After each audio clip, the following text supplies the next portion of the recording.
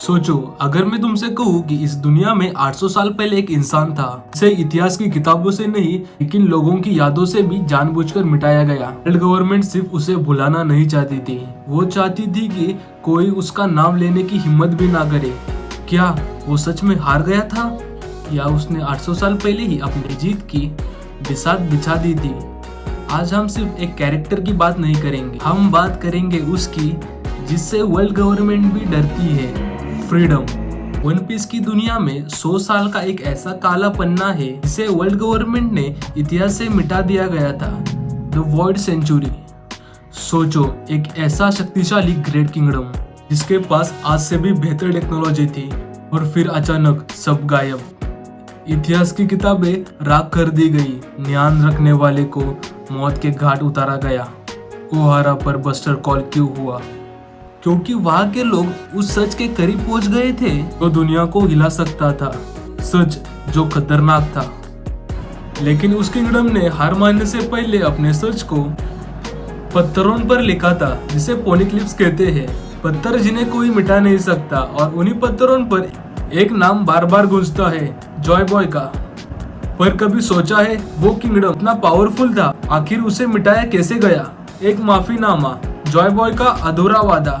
वो इंसान जो पूरी दुनिया को एक धागे में पिरोना चाहता था, आखिर वो किससे माफी मांग रहा था?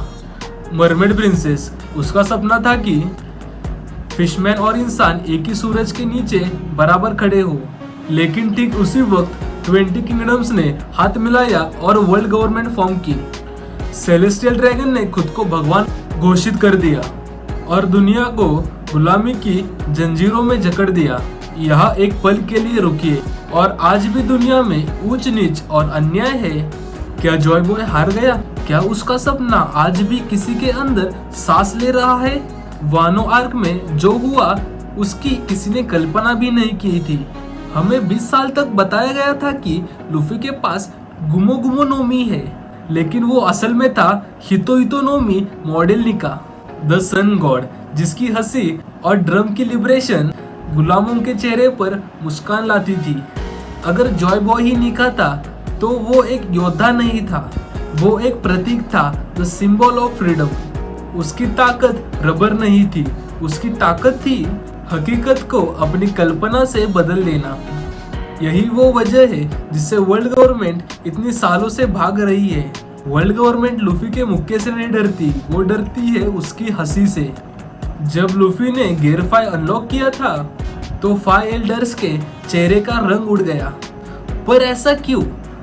क्यों एल्डर के चेहरे का रंग उड़ गया? कभी आपने सोचा है? 800 साल से वो एक ही चीज को रोकने की कोशिश कर रहे हैं, जॉय बॉय की वापसी। लेकिन ध्यान देने वाली बात यह है कि वो किसी इंसान से नहीं बल्कि वो एक आइडिया से डरते हैं। आइडिया? कौन सा idea? Freedom, the Joy boy के पास था। वो किसी इंसान से नहीं बल्कि उस आइडिया से डरते हैं जो लूफी अपने साथ लेकर चल रहा है।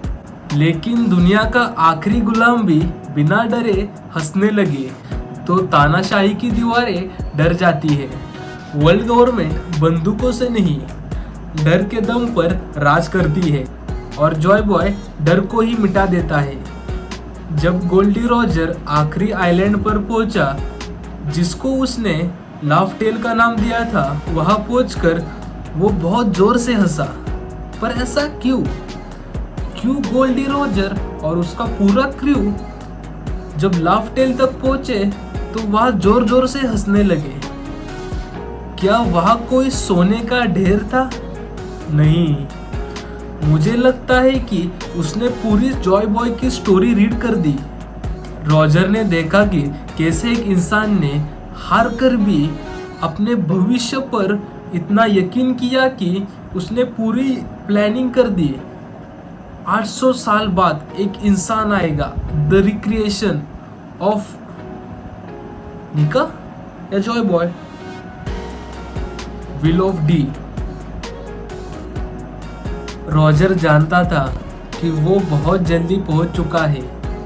वो विल ऑफ डी को जान गया था, उसने सारा सच पढ़ लिया था। विल ऑफ डी क्या है? The world century, joy boy उसने सब कुछ पढ़ लिया था। मुझे लगता है कि विल ऑफ डी एक ऐसी विचारधारा है जो कभी नहीं मरती। जॉय बॉय 800 साल पहले हार कर भी नहीं हारा। जॉय बॉय ने अपना सपना किसी एक पीढ़ी में नहीं लेकिन इतिहास के रगों में बो दिया गया। अब 800 साल बाद यह एक कहानी का अंत नहीं है, यह एक नई सुबह की शुरुआत है। आने वाली महान जंग पायरेट वर्सेस नेवी की नहीं होगी, वह जंग होगी जीने के हक की। अब आपकी बारी। क्या आपको लगता है कि जॉय बॉय एक नाकामा राजा था या इतिहास का सबसे चतुर क्रांतिकारी? नीचे कमेंट में अपनी सबसे बेहतरीन थ्योरी लिखो। जिसकी थ्योरी सबसे लॉजिकल होगी उसको मैं अपनी अगली वीडियो में शॉर्ट आउट दूंगा। अगर आप भी आजादी और लुफी के उस हंसी में विश्वास रखते हो तो इस चैनल को सब्सक्राइब करो, क्योंकि व्हील ऑफ डी कभी खत्म नहीं होती।